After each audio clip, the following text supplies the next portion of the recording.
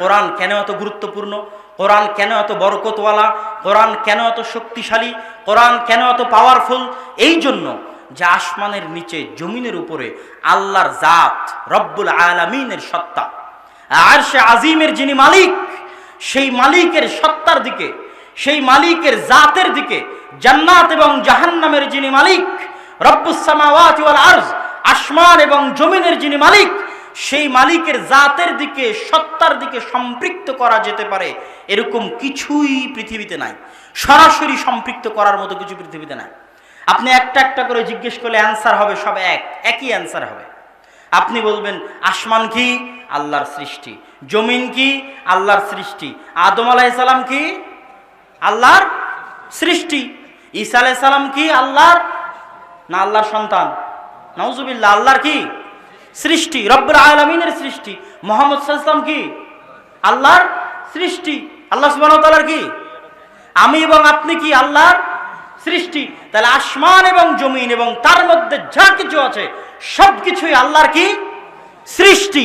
তবে একটি জিনিস আপনার এবং আমার মাঝে বিদ্যমান আছে যেটা আল্লাহর সৃষ্টি নয়, সরাসরি আল্লাহর জাতের সাথে, রব্বুল আলামিনের সত্তার সাথে ডাইরেক্টলি কানেক্টেড। সেটা হচ্ছে আপনার বাড়িতে থাকা কোরআন। সৃষ্টি নয়, আল্লাহর বাণী। আল্লাহর কি? আল্লাহর কি কথা, আল্লাহর বাণী, আল্লাহর কথা।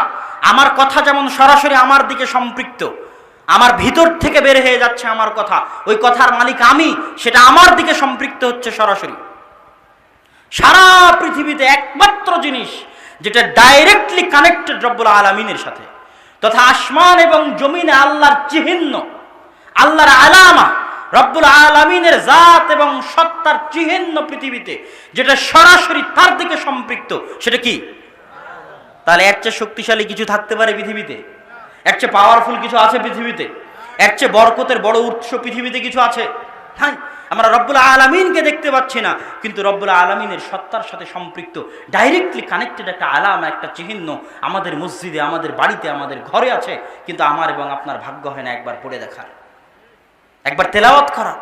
এই জন্য আব্দুর রাজ্জাক বিন ইউসুফ বলেছে দৈনন্দিন কোরআন পড়তে হবে, না পারলে সূরা ইখলাস 3 বার পড়তে হবে। কয়বার? 3 বার। কোরআন প্রতিদিন পড়তেই হবে, না পারলে অন্তত সূরা ইখলাস 3 বার পড়তে হবে।